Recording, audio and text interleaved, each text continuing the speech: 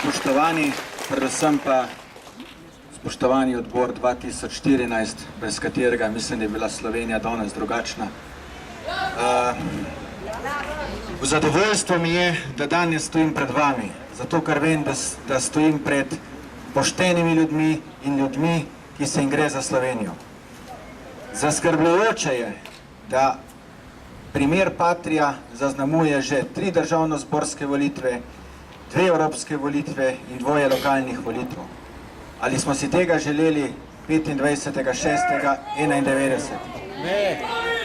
25.6.1991 si nikdar nikoli nisem mislil, da bomo morali stati pred inštitucijami in se boriti za človekove pravice.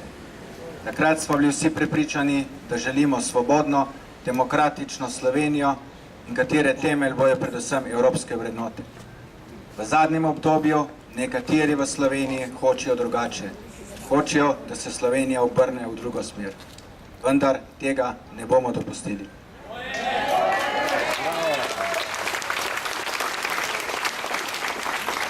Vsi mi, ki vztrajamo, si želimo samo nekaj in mislim, da to ni veliko.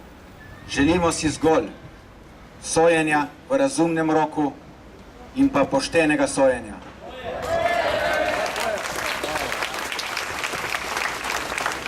Prepričan sem, da bo prej kot slej prišla pravica na dan, tako za Janeza, tako za Toneta in še za vse ostale Slovenke in Slovence, ki so jim kršene pravice ali kateri so bili sojeni na nepošten način. Pričakujemo vsi, da bo nad Slovenijo ponovno zasijalo rumeno sonce in da bo nad Slovenijo modro nebo v barvah Slovenske demokratske stranke.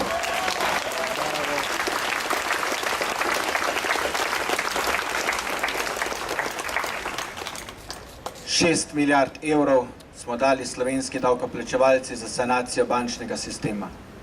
Nihče ni ponudil odstopa, nihče ni bil razrešen, nihče ni odgovarjal. Ali je to pravično?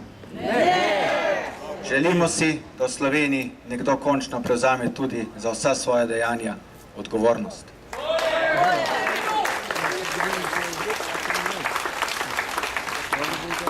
Uporabil bom besede predsednika Slovenske demokratske stranke Janeza Janše.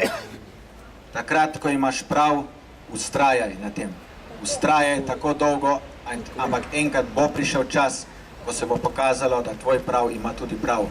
In mi vsi tukaj bomo vztrajali do tistega trenutka, dokler ne bo šla pravica na dan. Hvala.